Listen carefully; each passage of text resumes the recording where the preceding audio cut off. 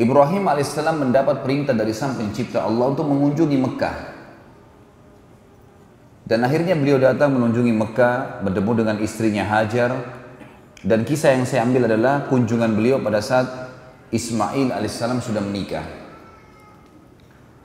Pada saat sudah menemui Hajar, kemudian dia bertanya di mana Ismail, kata Hajar sudah menikah, ada rumahnya sendiri. Tunjukkan di mana rumahnya, kata Ibrahim alaihissalam, tunjukkanlah rumahnya. Pas tiba di sana, Ibrahim alaihissalam mengucapkan salam, ternyata istrinya Ismail alaihissalam menjawab dari dalam. Kata Ibrahim setelah salam, di mana suamimu? Kata istrinya, lagi berburu. Dan Ismail alaihissalam sangat gemar berburu. Biasanya zaman dulu orang kalau berburu balik kembali 2 bulan, 3 bulan baru kembali. Kemudian kata Ibrahim alaihissalam, bagaimana kehidupan kalian? Istri Ismail dalam riwayat ini menyebutkan hal-hal yang kurang nyaman bagi Ibrahim alaihissalam karena seakan-akan tidak berterima kasih dengan Allah. Kehidupan kami susah, kehidupan kami begini, kehidupan kami begitu, semuanya keluhan. Setelah mendengar itu kata Ibrahim alaihissalam, kalau suamimu pulang, sampaikan ada seseorang yang datang bernama Ibrahim. Dan pada saat itu disebutkan dalam riwayat kalau istri Ismail belum tahu. Nah, Ibrahim alaihissalam hidup di Palestina. Dan sampaikan padanya pesan agar dia mengganti tiang pintu rumahnya. Baiklah. Ibrahim alaihissalam dalam riwayatnya dikatakan pulang ke rumahnya ketemu Hajar. Tunggu beberapa hari Ismail belum kembali lagi ke Palestina. Beberapa hari kemudian Ismail pulang menemui ibunya Hajar alaihi wassalatu wassalam, kemudian dia pun pulang ke rumahnya, lalu dia menanyakan kepada istrinya, apa ada orang yang datang? Kata istrinya, ada. Siapa namanya? Seseorang yang bernama Ibrahim. Apa yang dia tanyakan? Apa yang engkau bicarakan dengannya? Dia menanyakan kehidupan kita. Lalu apa yang kau jelaskan? Ya, kehidupan kita susah. Tidak seperti orang kaya si fulan dan si fulan. Ada orang-orang dari Jurhum yang kaya, rumahnya bagus, lebih bagus di Mekah gitu. Lalu kata Ismail AS, apa pesannya? Kata istrinya, pesannya agar engkau mengganti tiang pintu rumahmu. Kata Ismail, kalau begitu, bungkuslah pakaianmu, aku sudah menceraikanmu. Karena yang datang itu adalah ayahku Ibrahim, seorang Nabi Allah. Dan perintah untuk mengganti tiang pintu artinya aku disuruh menceraikanmu. Makanya sampai keluar istilah bagi orang-orang Arab, kalau dia mau mengucapkan kalimat santun agar istri diceraikan, maka dia mengatakan, aku akan mengganti tiang pintu rumahku. Di sini ada akhwat datang hadir ya. Jadi kalau antum menggunakan ini berarti sudah ketahuan. Beberapa waktu kemudian dalam riwayat lagi yang lain disebutkan Ibrahim alaihissalam datang lagi. Kedua kali, tapi entah jeda waktunya berapa tahun tidak tahu. Datang lagi sekali, ketemu dengan Hajar alaihissalam, kemudian setelah ketemu Ismail lagi keluar. Baik, saya mau datang ke rumahnya, berikan salam. Ternyata sudah wanita lain sekarang. Ismail alaihissalam sudah menikah dengan wanita lain dari Jurhum. Lalu Ibrahim bertanya alaihissalam, di mana suamimu? Lagi pergi berburu. Bagaimana kehidupan kalian? Alhamdulillah kehidupan kami cukup. Orang ini mukminah. Semuanya disyukuri sama dia. Setelah panjang lebar dia cerita, kata Ibrahim alaihissalam, kalau suamimu pulang sampaikan salam seseorang yang bernama Ibrahim dan sampaikan padanya agar dia mempertahankan tiang pintu rumahnya. Ini yang senyum-senyum sudah tahu cara bercerai ya. Bukan saya ajarin loh ya. Cerai dalam Islam itu hukumnya hal mubah yang paling Allah benci. Tapi ini adab terjadi di sejarah para nabi-nabi. Kali ini Ibrahim alaihissalam tidak langsung pulang. Nunggu di situ. Nunggu sampai Ismail alaihissalam datang. Dan ada sebuah riwayat yang dipastikan insyaallah kesahihannya menjelaskan bahwasanya Ibrahim alaihissalam belum pernah bertemu dengan Ismail kecuali di saat itu. Jadi belum pernah ketemu sebelumnya. Dari waktu bayi diletakkan pertama di Mekah yang kosong itu, belum pernah ketemu sampai Ismail sudah menikah. Jadi bisa belasan mungkin puluhan tahun. Tapi tidak disebutkan umur Ismail alaihissalam waktu itu berapa. Ada juga sebagian ulama yang menanggapi kisah ini mengatakan kemungkinan adalah Ismail alaihissalam pada saat itu sudah mencapai juga umur kenabian. Umur kenabian berarti 40 tahun. Yang berarti Ibrahim alaihissalam pada saat itu sudah 70 tahunan. Karena waktu, sudah hampir 80-an sekian. Ya. Maka ini sebuah pernyataan tentunya, tapi apapun itu yang jelas disampaikan kalau Ismail alaihissalam bertemu dengan Ibrahim. Setelah bertemulah dua orang ayah dan anak ini. Baru saja 2-3 hari ketemu, Ibrahim alaihissalam mimpi menyembelih anaknya. Mimpi menyembelih anaknya. Maka pada saat itu pun Ibrahim alaihissalam memanggil Ismail di pagi hari, kemudian mengatakan, ya Ismail, sesungguhnya aku melihat dalam mimpiku, aku menyembelihmu. Kira-kira bagaimana pendapatmu? Ada sebagian orang yang mengatakan di sini Ismail masih anak-anak, masih di bawah 10 tahun, masih di bawah 15 tahun. Tapi ditanggapi oleh para ahli sejarah yang lain atau para ulama yang lain, tidak mungkin anak-anak umur 15 tahun atau di bawah 10 tahun mau menerima lehernya disembelih. Masuk akal lah kira-kira kalau antum punya anak 10 tahun, sini nak, saya mimpi saya sembelih kamu. Larilah dia, gitu kan? Jadi yang lebih dekat sebenarnya adalah memang Ismail sudah sampai pada umur yang ternobatkan menjadi nabi. Bahkan pendapat yang dirajihkan oleh sebagian besar ulama adalah Ismail sudah dinobatkan jadi nabi pada saat itu. Jadi dia sama ayahnya sudah sama-sama nabi. Cuman Ibrahim alaihissalam rasul. Rasul berarti membawa syariat baru. Nabi hanya mengingatkan kaumnya apa yang disampaikan Nabi dan Rasul sebelumnya. Jadi Ismail tidak punya syariat baru, beliau Nabi, hanya menyampaikan kaumnya apa yang disampaikan ayahnya Ibrahim. Tapi Ibrahim Rasul, bawa syariat, dan bahkan termasuk ulul azm di antara 5 Rasul yang merupakan pilihan atau pemimpin para Nabi-Nabi dan Rasul yang Allah utus 120.000 Nabi, di antaranya 313 Rasul yang wajib kita imani, yang tertulis namanya di Al-Quran dan Sunnah, 25 Nabi dan Rasul. Ibrahim alaihissalam pada saat menyampaikan kalimat itu, kira-kira apa responnya Ismail alaihissalam? Wahai ayahku, kerjakan apa yang kau diperintahkan. Kau akan temui aku sebagai orang yang sabar. Dan kalimat ini teman-teman paling tepat diucapkan oleh seorang nabi. Ini minta disembelih. Dan perlu juga teman-teman tahu, di alam nabi-nabi, mimpi nabi nggak mungkin dari syaitan.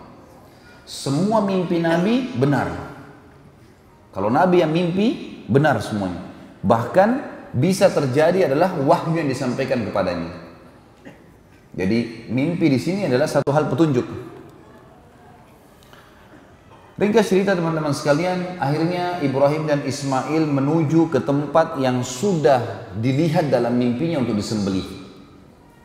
Tempatnya di wilayah antara Muzdalifah dengan Mina. Antara Muzdalifah dengan Mina. Tapi sekarang kalau saya melihat dia tepatnya masih masuk wilayah Muzdalifah. Masuk wilayah Muzdalifah. Kerajaan Saudi meletakkan seperti batu kecil itu untuk mengenang kalau di situ dulu tempatnya Ismail mau disembelih. Kalau sekarang pas ada di bawah, ada gunung di bawah rel kereta yang dibuat oleh kerajaan Saudi untuk perjalanan jemaah haji. Biasanya kalau orang terus Siti Mekah ditunjukin tuh. Menuju ke sana teman-teman sekalian, sementara menuju ke sana, syaitan datang menggoda Ibrahim alaihissalam. Lalu membisikkan padanya, untuk apa kau mengganggu, untuk apa kamu menyembelih anakmu, kesian, dia masih kecil, dan seterusnya. Oleh Ibrahim alaihissalam diambil batu, kerikil kecil, dilempari sambil membaca Bismillahi Allahu Akbar. Bismillahi Allahu Akbar 7 kali. Dilempar, syaitannya pergi.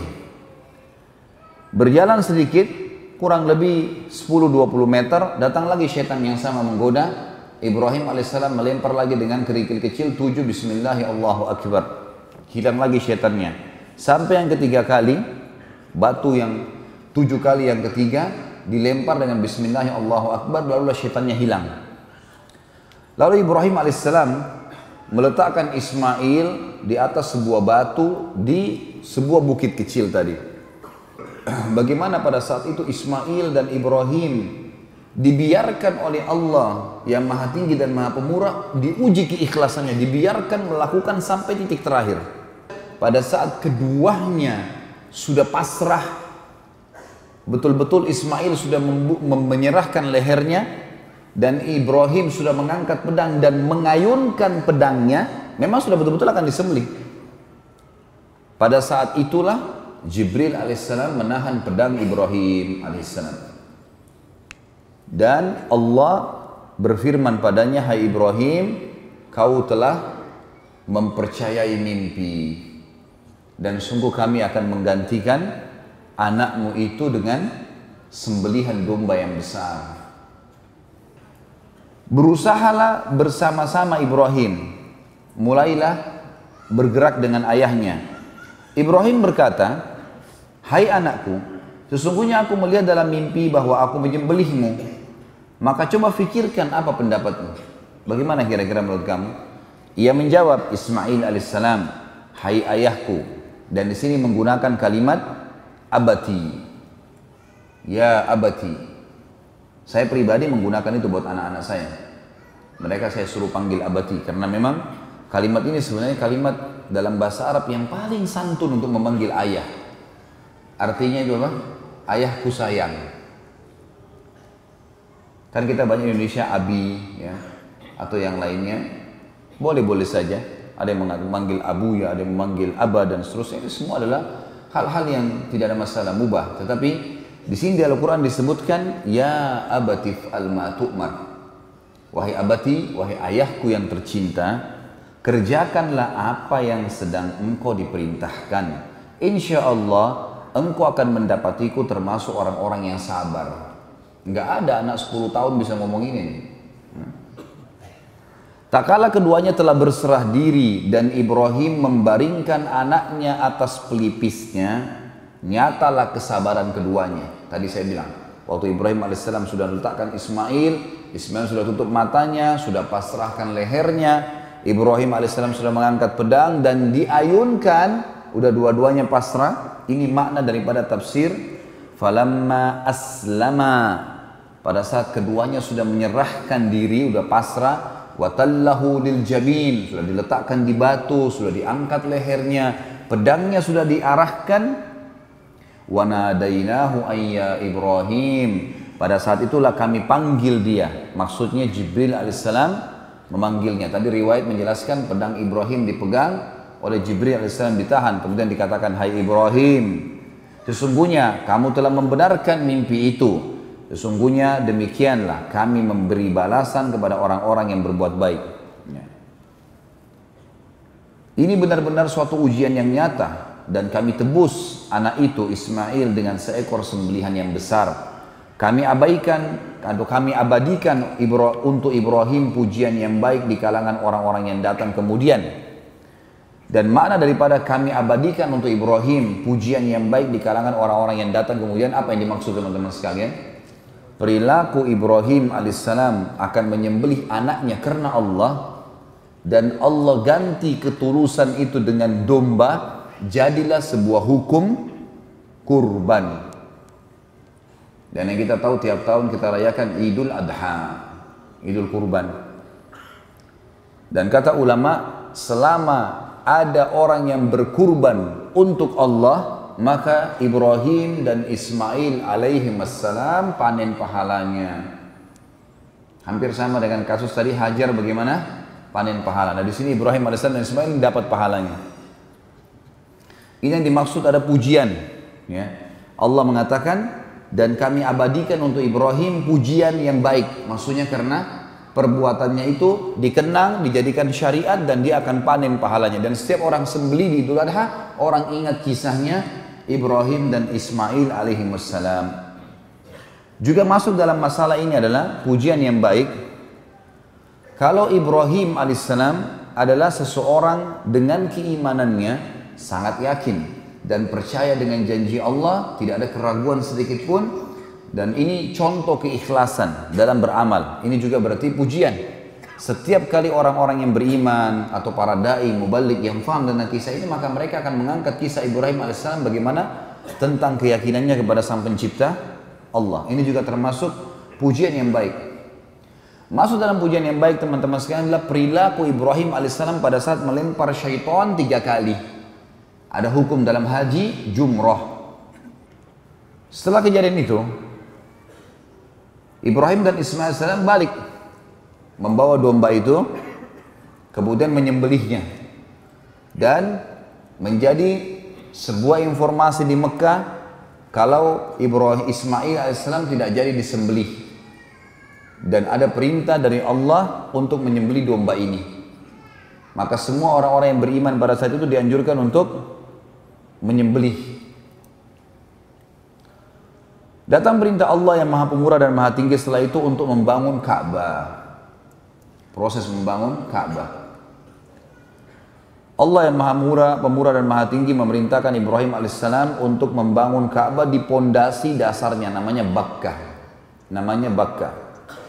Maka Ibrahim alaihissalam pun mengajak Ismail dan berdua, tidak ada yang bantu. Sama dengan tadi kasus waktu mau disembeli, orang-orang Mekah sudah tahu, tapi Ibrahim alaihissalam mengatakan ini perintah Allah buat kami. Membangun Ka'bah pun riwayat yang paling kuat adalah tanpa ada yang bantu kecuali mereka berdua. Karena nanti kita lihat ada doanya mereka berdua mengatakan Rabbana, ya, taqabbal minna dan seterusnya. Ini pernyataan yang dikatakan Ibrahim dan Ismail berdua. Dibangunlah Ka'bah pada saat itu dengan bangunan sangat sederhana. Zaman itu cuma tanah liat biasa, dikasih air, kemudian dicetak, gitu kan, dikeringkan, lalu kemudian disusun satu sama yang lain. Setiap kali Ibrahim alaihissalam selesai mengatur, karena dari tanah semennya pun kalau kayak kita sekarang semen itu adalah dari tanah yang dibasahin untuk menyatukan satu sama yang lain, gitu kan. Tidak ada sesuatu yang bisa dilakukan lebih daripada itu pada saat itu tentunya. Maka Ibrahim alaihissalam setiap kali sudah menyusun beberapa tinggi, beliau mundur ke belakang, kemudian melihat ke arah Ka'bah. Sudah stabil belum bangunannya nih? Beliau naik ke sebuah tempat agak tinggi sedikit supaya bisa kelihatan. Jadi matanya di tempat itu bisa menjangkau bangunan Ka'bah sudah rata atau belum gitu. Tempat ini yang sering diinjak Ibrahim di titik yang sama untuk melihat Ka'bah, diabadikan telapak kakinya, dikenal dengan Maqam Ibrahim. Setelah selesai pembangunan Ka'bah tersebut, bangunan sudah selesai, maka Ibrahim alaihissalam berkata kepada Ismail, cobalah hai Ismail cari sebuah batu yang keras, cari batu-batu yang keras. Saya ingin menguatkan bangunan ini dengan batu-batu. Gak lama kemudian Ismail balik membawa Hajar Aswad. Hajar Aswad. Dan batu ini dalam sebuah riwayat sahih disebutkan turun dari surga, tadinya berwarna putih dan menjadi hitam karena dosanya anak Adam. Turun, kemudian pada saat turun Ismail salam membawanya. Kata Ibrahim, dari mana kau dapat ini? Dia bilang dari Allah. Didatangkan dari Allah. Lalu Ibrahim alaihissalam meletakkan Hajar Aswad pada tempatnya yang sekarang. Setelah itu Allah subhanahu wa ta'ala memerintahkan agar Ibrahim dan Ismail menjaga rumahnya dari kemusyrikan. Dan diajarkan tata cara tawaf di sekitar Ka'bah yang dimulai dari Hajar Aswad dan mencium Hajar Aswad sebagaimana sudah sekarang menjadi bagian daripada ya, rukun haji dan umrah, tawaf itu sendiri, dan disunnahkan untuk mencium Hajar Aswad dan sholat di belakang Maqam Ibrahim. Allah kekalkan semua perbuatan Ibrahim alaihissalam. Dan sekali lagi kata para ulama, selama ada orang tawaf, selama Ka'bah dijadikan kiblat, rujukan bagi umat Islam, berapa juta orang yang sujud ke sana, berapa juta orang yang tawaf, berapa juta orang yang cium Hajar Aswad, berapa juta orang yang sholat di belakang Maqam Ibrahim, semuanya pahalanya kembali kepada dua manusia terbaik ini, Ibrahim dan Ismail alaihimus salatu wassalam. Dan ingatlah ketika kami menjadikan rumah itu, Baitillah, Ka'bah, tempat berkumpul bagi manusia dan tempat yang aman. Semua manusia datang ke sana berbondong-bondong, Kalau kita lihat orang yang tawaf, orang yang jalan datang Masjid Haram, sholat, makin lama makin banyak. Sampai sekarang kerajaan Saudi memperluas Masjid Haram itu karena memang sudah tidak menampung.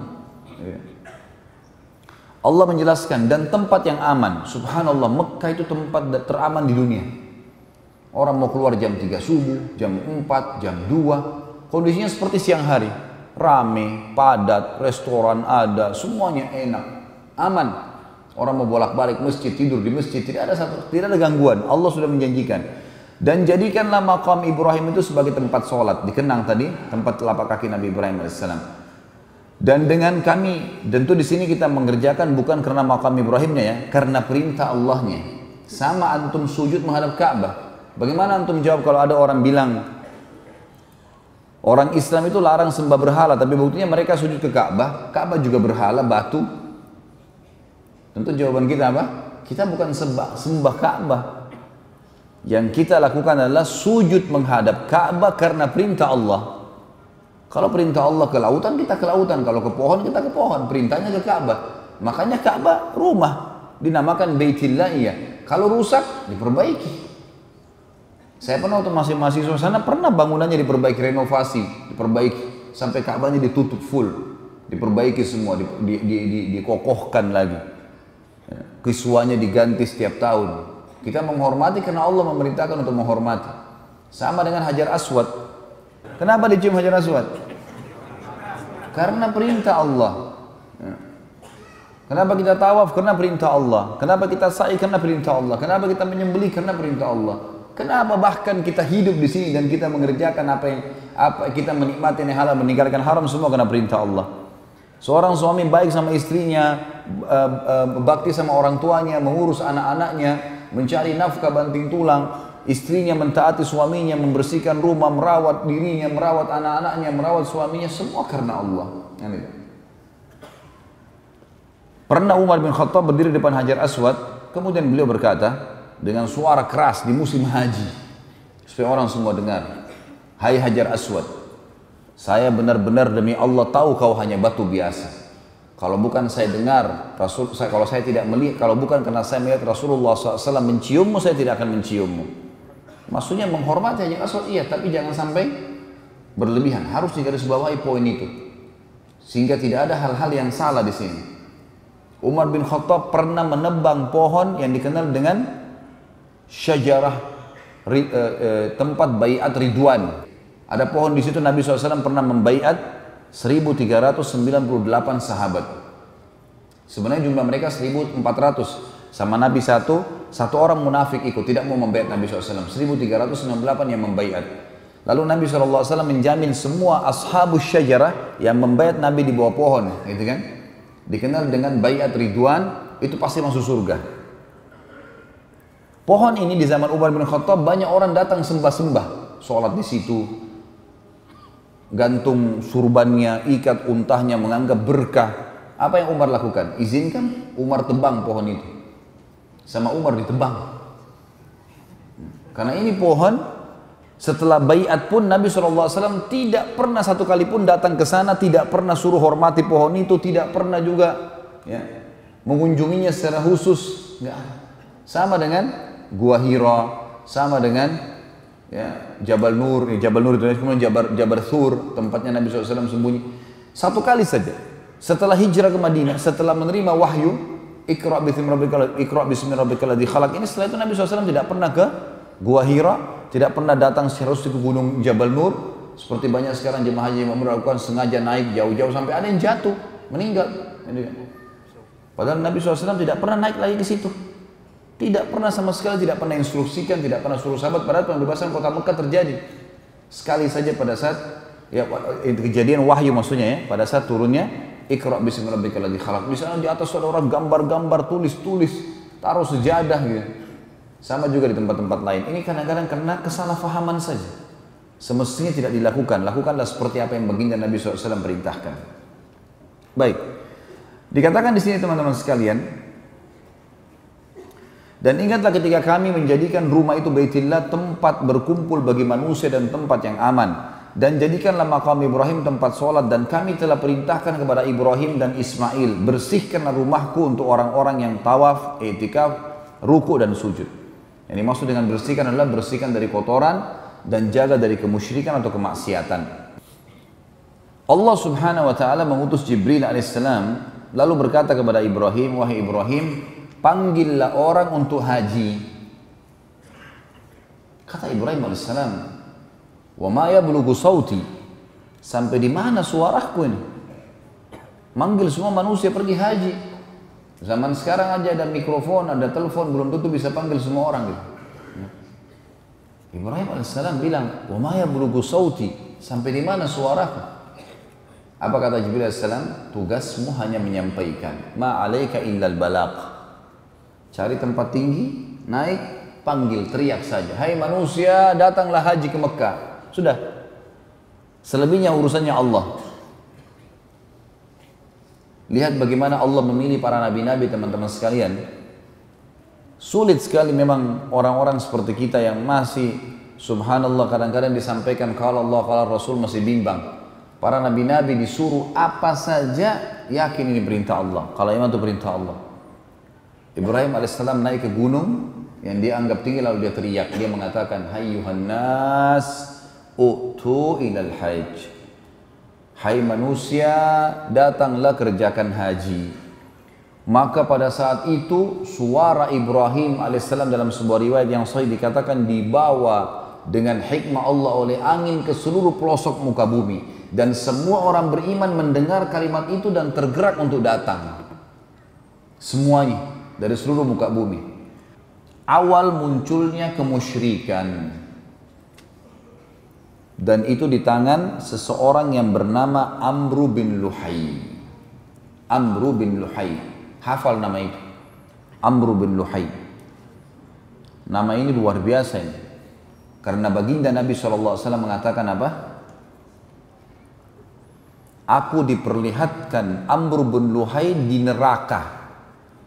Isi perutnya keluar sambil dia memegangnya.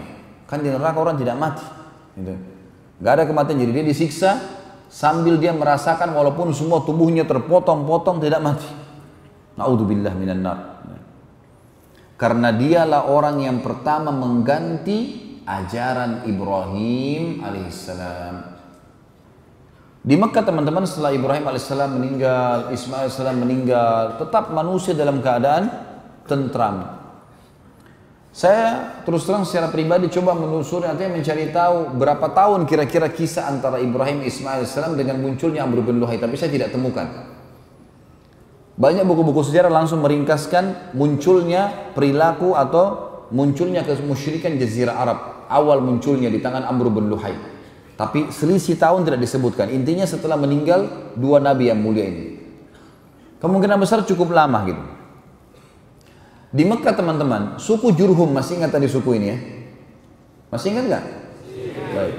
Suku Jurhum ini teman-teman berkembang pesat. Dan sekarang menjadi keluarganya Ismail alaihissalam. Karena Ismail juga menikah dari situ. Gitu kan? Suku Jurhum ini teman-teman rupanya dengan adanya musim haji mendapat keuntungan yang banyak. Karena mereka dagang makanan, dagang minuman, seperti sekarang.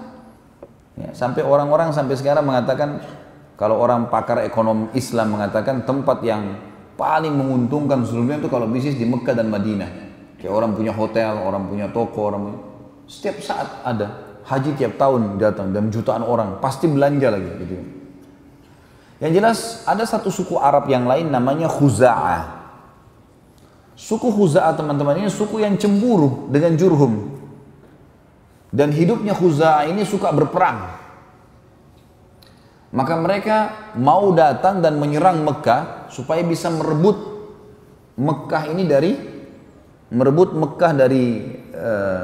Jurhum. Bawalah mereka pasukan besar, mereka datang dengan pasukan besar. Jurhum tahu, zaman itu dulu Mekah ada bentengnya, ditutup pintu gerbang. Mereka juga persiapkan, ringkas cerita terjadi peperangan. Setelah beberapa hari peperangan teman-teman sekalian, dengan hikmah Allah, suku Khuza'ah menang. Pendatang baru ini menang. Dan suku Jurhum dikalahkan. Maka ada beberapa pimpinan Jurhum, tapi tidak disebutkan namanya, yang akhirnya mengambil inisiatif sebelum pintu gerbang benteng mereka ditembus, karena mereka sudah lihat ada kekalahan, orang dalam benteng sudah ketakutan, maka mereka menimbun sumur Zam-Zam. Menimbun, dihilangkan sumur Zam-Zam sama sekali. Dan mereka sepakat untuk tidak ada yang berbicara kalau pasukan Khuza'ah berhasil masuk. Nggak ada yang tunjukkan di mana air Zam-Zam itu. Masuklah mereka dan berhasil memenangkan peperangan teman-teman sekalian, dan memimpin Khuza'ah di Mekah itu ahli sejarah mengatakan antara 300 sampai 500 tahun, tapi tidak ada air. Salah satu raja dari Khuza'ah nanti yang memimpin, ini tidak disebutkan orang yang pertama. Ada juga ahli sejarah mengatakan dia orang pertama, dia yang memimpin peperangan lalu dia masuk ke Mekah. Ada yang mengatakan tidak, dia orang yang sekian datang, raja kesekiannya Khuza'ah. Ringkas cerita ada satu orang namanya Amr bin Luhai ini memimpin. Orangnya sebenarnya Amr bin Luhai ini pemimpin yang sangat disegani, karena secara fisik orangnya tinggi besar, orangnya kuat, dan dia punya sifat dasarnya orang-orang Arab pada saat itu adalah karam. Karam itu dermawan, suka memberi makan orang, suka membantu orang, sampai-sampai dia dengan hartanya sendiri biasa memberikan makan seluruh jemaah haji yang datang pada saat itu. Perilakunya si Amr bin Luhai. Cuma dia bukan orang yang mengikuti ajarannya Ibrahim alaihissalam. Suku yang lain dari luar datang merebut Mekah, gitu kan? Dia nggak ngerti nih ajaran Ibrahim alaihissalam. Dia cuma tahu nih jemaah haji, orang datang ya begitulah, gitu kan? Kemudian dia menggunakan dengan sukunya kesempatan untuk berdagang juga pada saat itu. Amr bin Luhai ini teman-teman sekalian, pada saat dia memimpin, dia mengeluarkan beberapa keputusan yang akhirnya mengubah ajaran Ibrahim alaihissalam. Yang pertama adalah dia memasukkan berhala ke Jazirah Arab. Ceritanya, suatu hari Amr bin Luhai ini pergi ke negeri Syam. Negeri Syam tadi saya bilang Lebanon, Syria, Yordania dan Palestina. 4 negara dulu namanya Syam. Dia pergi ke negeri Syam teman-teman sekalian. Kemudian dia melihat ada orang di sana namanya suku Amalik. Suku ini lagi nyembah-nyembah berhala. Lalu Amr berkata, apa yang kalian buat? Kata suku ini, patung ini mendekatkan kami kepada Allah. Dan kalau kami butuh apa-apa, kami minta kepada patung ini. Patung ini menurunkan hujan buat kami, menyembuhkan penyakit kami, memberikan keturunan buat kami, dan seterusnya. Amr bin Luhai tertarik dengan itu. Lalu dia bilang, kami di Mekah tidak punya air. Nggak ada air Zam-Zam kan, tidak ada air. Dan ini perkataan dia mengatakan kami di Mekah tidak ada air. Kemungkinan kata ahli sejarah lebih tepat dia adalah bukan raja pertama di Mekah, tapi sudah raja kesekian. Jadi sudah kakeknya dulu yang berebut Mekah. Jadi dia ini betul-betul blank, tidak tahu apa-apa. Dia kehilangan informasi tentang masalah air Zam-Zam itu. Maka dia bilang, saya akan beli beberapa patung, saya bawa ke Mekah. Siapa tahu patung ini nanti bisa mendatangkan air buat kami. Maka dia pun akhirnya membeli patung, dan patung yang pertama dia masukkan ke Mekah namanya Hubal. Patung Hubal. Patung ini dibawa sama dia, kemudian patung tersebut diletakkan di pintu gerbang Mekah. Lalu dia memerintahkan seluruh masyarakat Mekah pada saat itu untuk meminta agar semuanya tiap hari datang minta kepada patung agar Mekah mendapatkan sumber air. Karena dia seorang raja yang disegani pada saat itu dan sudah cukup lama ajaran Ibrahim dan Ismail salam berlalu, maka orang-orang pun mengikutinya. Pada saat itu masyarakat Mekah masih mengenal Allah, tahu haji ini, rumah ini punyanya Allah. Tapi mereka secara rububiyah, secara menganggap Allah itu Rabb, pencipta, mereka yakin. Tapi mereka tidak melakukan ibadah, uluhiyahnya tidak ada. Mereka dalam arti kata ibadahnya ini masih dicampur baur dengan kemusyrikan. Maka yang terjadi teman-teman sekalian, semua orang Mekah pada saat itu mulai menyembah Hubal. Berjalan beberapa waktu, Amr bin Luhai mengeluarkan instruksi untuk setiap suku di Mekah harus buat patung sendiri. Kemudian meletakkan di depan sukunya. Jadi dulu Mekah itu kalau kita ibaratkan masjid ini Mekah, di pojok sebelah sana ada suku sendiri, ada bentengnya sendiri. Di sini juga ada, di sini juga ada, di sana juga ada, gitu-gitu. Maka dia perintahkan agar semuanya suku punya patung sendiri-sendiri. Pada saat itu tersebarlah banyak patung teman-teman sekalian. Di antaranya yang terkenal adalah suku Hubal, patung Hubal tadi disembah oleh seluruh masyarakat Mekah. Kemudian ada patung Wud. Patung Wud ini yang paling banyak disembah oleh suku Kalb. Kemudian ada Suwa' yang disembah oleh suku Hudzail. Ada Yaguth yang disembah oleh suku Tai. Kemudian ada atau wilayah masyarakat wilayah Jarash, ya. Kemudian ada Ya'uq disembah oleh wilayah Hamazan. Kemudian Yathar disembah oleh penduduk negeri Yaman. Jadi awalnya di Mekah dulu nih, Hubal tadi kan, satu masyarakat Mekah. Lalu seluruh suku disuruh buat patung. Nah pada saat musim haji kan orang seluruh dunia datang. Mereka lihat orang-orang Mekah sembah patung. Jemaah hajinya terpengaruh. Kenapa kalian buat ini? Oh ini menurunkan hujan buat kami, ini menyembuhkan kami, ini begini. Orang-orang Mekah yang sebarin dari Amr bin Luhai ini. Maka jemaah haji pada ambil ide pulang, gitu kan? Kemudian Amr bin Luhai keluarkan instruksi lagi untuk semua penduduk Mekah menjadikan buat patung ini adalah sumber pendapatan. Maka jadilah hampir satu Mekah ahli buat patung. Dijual kepada jemaah haji yang mereka bawa pulang ke kampungnya masing-masing. Dan ini semua patung-patung yang saya sebutkan namanya tadi, yang oleh baginda Nabi SAW semua dihancurkan di pembebasan kota Mekah. Dimulai dari Hubal yang besar di depan pintu gerbang Mekah. Dan yang paling aneh sekali adalah patung yang disuruh sembah oleh Amr bin Luhai yang dia tidak tahu kisahnya. Namanya patung Isaf dan Nailah.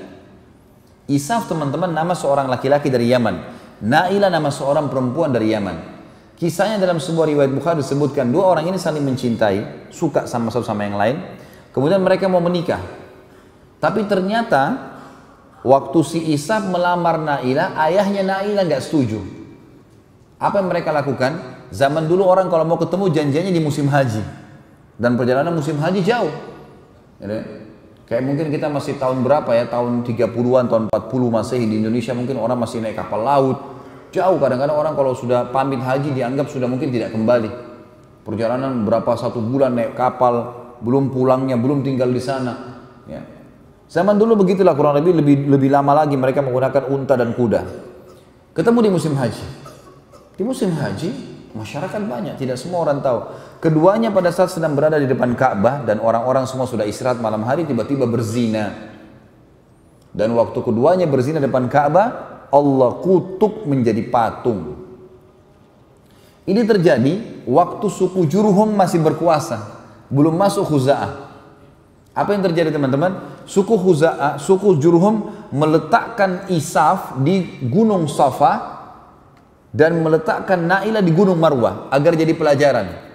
Setiap orang sa'i, nih lihat nih, buat dosa di depan Ka'bah ini hasilnya. Jadi orang turun-temurun tahu itu gitu kan. Waktu Amr bin Luhai masuk, dia nggak ngerti nih, ini patung apa ini? Dikira memang orang Mekah sembah patung gitu. Lalu dia menyuruh patung Isaf dan Nailah dipindahkan dekat Ka'bah dan disuruh sembah. Jadi disuruh sembah apa? Manusia yang dikutuk oleh Allah karena berzina. Tapi itu terjadi di Mekah.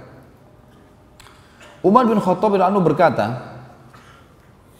suatu hari aku pernah, ini menggambarkan tentang buruknya keadaan mereka di sana ya. Umar bin Khattab mengatakan, aku satu waktu pernah mau keluar dari Mekah, lalu kemudian aku lupa membawa batu dari Mekah. Jadi waktu itu ada instruksi dari Amr bin Luhai turun-temurun. Amr bin Luhai jauh dari zaman Nabi SAW, jauh sebelumnya. Tapi turun-temurun. Sampai di zaman Nabi SAW masih dijalankan apa yang diinstruksikan itu. Turun-temurun. Di antaranya orang Mekah kalau mau keluar, mereka harus bawa patung dari Mekah. Baru bisa disembah. Dan kalau tidak punya patung harus bawa batu. Batu itu dipahat sama dia. Dan pahat ini apa saja, pokoknya batu kecil misalnya seperti sebesar ini misalnya. Ini aja dicoret sama dia, dibuatin mata, dibuatin hidung, nah ini Tuhannya, sembah. Makanya dikatakan zaman jahiliyah, zaman kebodohan loh. Kata Umar satu waktu, saya pernah keluar dari Mekah, lupa bawa batu dari Mekah. Nggak ada saya bawa batu dari Mekah. Kemudian di tengah jalan, waktu saya lagi istirahat, saya ingin sembah Tuhan saya, minta keselamatan. Maka saya cari batu, nggak ada batu dari Mekah, lupa bawa. Ada banyak batu di situ depan, tapi bukan dari Mekah. Dia bilang, lalu saya lihat dari Mekah yang saya bawa cuma pakaian sama makanan. Dan saya bawa kurma, maka saya buat Tuhan saya dari kurma. Kemudian saya sembah. setelah saya sembah, saya lapar, saya makan kepalanya. Waktu itu Umar radhiyallahu anhu sempat tersenyum, maka para sahabat bertanya, kenapa Anda tersenyum? Dia bilang, saya teringat dulu masa jahiliyah. Begitu luar biasa bodohnya dulu gitu. Tidak mengerti, Tuhannya dimakan sendiri gitu. Di antara hal yang buruk pada saat itu teman-teman sekalian dari Amr bin Luhai, selain patung, juga dia menyuruh anak perempuan untuk dibunuh. Anak perempuan untuk dibunuh. Allah menceritakan dalam Al-Quran surah An-Nahl, surah nomor 16 ayat 58 sampai 59. A'udzu billahi minasyaitonir rajim. Wa idza busyira ahaduhum bil untha dhalla wajhu muswaddan wa huwa kadhim yatawara minal qaumi min su'i ma busyira bih ayumsikuhu ala hunin aw yadussuhu fit turab ala sa'a ma yahkumun. Dan apabila seseorang dari mereka diberi kabar dengan kelahiran anak perempuan, hitam memerah padamlah mukanya dan dia sangat marah. Ia menyembunyikan dirinya dari orang banyak disebabkan buruknya berita yang disampaikan kepadanya. Apakah dia akan memelihara anak perempuan itu dalam keadaan menanggung kehinaan dari masyarakat, ataukah akan menguburkannya ke dalam tanah hidup-hidup? Ketahuilah, alangkah buruklah apa yang mereka tetapkan itu. Jadi ternyata orang-orang Quraisy itu mengatakan malaikat itu anak perempuannya Allah. Dan Allah pasti tidak mungkin terima. Allah SWT lam yalid wa lam yulad. Allah Esa. Allah tidak butuh dengan semua malaikat, semua makhluknya. Allah tunggal, maha kuat, maha sempurna. Gitu kan. Walam yakul lahu kufuwan ahad. Allahus samad. Jelas. Allah tidak membutuhkan pada siapapun. Semua bergantung padanya. Maka pada saat itu Allah mengatakan, padahal apabila salah seorang dari mereka diberikan berita gembira dengan apa yang mereka jadikan sebagai misal bagi Allah yang maha pemurah, maksudnya mereka katakan malaikat anak perempuan Allah, lalu mereka kalau dapat anak perempuan mereka malah bermuram. Bagaimana bisa mereka menganggap Allah punya anak perempuan, mereka sendiri tidak mau menerima anak perempuan itu? Yang mereka lakukan teman-teman sekalian adalah mereka mengubur anak perempuan itu hidup-hidup, atau mereka harus memeliharanya dalam kondisi mereka malu. Surah Takwir, surah nomor 81 ayat 8. Allah juga mengatakan, A'udzu billahi minasyaitonir rajim, wa idzal mau'udatu su'ilat bi ayyi dzambin qutilat. Dan apabila bayi-bayi perempuan yang dikubur hidup-hidup ditanya, karena dosa apa mereka dibunuh. Baik teman-teman sekalian, selanjutnya yang ketiga yang dikerjakan oleh Amr bin Luhai adalah mengubah talbiyah. Mengubah talbiyah. Tentu anak-anak perempuan ada yang hidup di Mekah ya. Tapi hidup itu hanya sekitar mungkin kalau dia punya anak 10 misalnya, atau dia punya anak 5. Dia berharap anak perempuannya cuma 1. Yang lainnya 4 perempuan. Mengubah talbiyah ini, talbiyah yang masyhur di zaman Ibrahim alaihissalam adalah talbiyah yang disyariatkan dalam syariat Nabi Muhammad alaihi wassalatu wassalam. Labbaik Allahumma labbaik, labbaik la syarika laka labbaik, innal hamda wan ni'mata laka wal mulk la syarika lak. Artinya, aku menjawab panggilanmu ya Allah, aku menjawab panggilanmu dengan santun ya Allah. Labbaik, ini kalimat yang baik ya. Makanya teman-teman didik anak-anaknya agar kalau kita panggil dia mengatakan, misal nak sini, labbaik. Kata-kata labbaik ini santun. Dalam orang Arab itu menggunakan untuk, iya saya menjawab panggilanmu dengan santun. Ya. Saya menjawab panggilanmu ya Allah, karena kita di sini mengatakan labbaik Allahumma. Allahumma berarti Allah. Ya Allah, aku menjawab panggilanmu dengan santun. Aku menjawab panggilanmu dengan santun dan tidak ada sekutu bagimu. Sesungguhnya segala puji-pujian dan nikmat serta kerajaan hanya milikmu dan tidak ada sekutu bagimu. Sampai sini adalah talbiyah yang masyru'. Talbiyah yang dianjurkan. Amr bin Luhai datangkan kalimat terakhir ditambahkan illa syarikan huwa lak tamlikuhu wa ma malak. Kecuali sekutu yang kau miliki dan kau kuasai. Ini kalimat syirik. Enggak boleh, artinya berarti Allah punya sekutu. Sementara Allah mengatakan la syarika lak. Tidak ada sekutu baginya. Ini kalimat syirik dan sampai zaman Quraisy terakhir ya, itu mereka masih menggunakan kalimat ini, dan orang-orang Quraisy bisa membedakan antara muslim sama kafir di talbiyah mereka pada saat mereka sedang mengucapkannya. Yang keempat, pensyariatan bahirah, saibah, wasilah dan ham. Ini istilah-istilah hewan. Ini syariatnya si Amr bin Luhai. Amr bin Luhai lalu menetapkan syariat bagi masyarakat Mekah yang ia karang sendiri, keluar dari ajaran Nabi Ibrahim alaihi salatu wassalam, yaitu pengsakralan hewan tertentu. Allah yang maha tinggi dan maha mulia menceritakan kasus dalam surah Al-Ma'idah. Tentu antum kalau tidak dengar dari apa yang kita sampaikan atau tidak mengetahui apa yang kita sampaikan teman-teman, antum tidak mengerti kalau baca ayatnya ini. Karena istilah ini memang istilah hewan. Bahira, saibah, wasilah dan ham. Saya bacakan ayatnya surah Al-Ma'idah, surah nomor 5 ayat 103. Ini Allah ceritakan tentang pensyariatnya Amr bin Luhai di Mekah nih.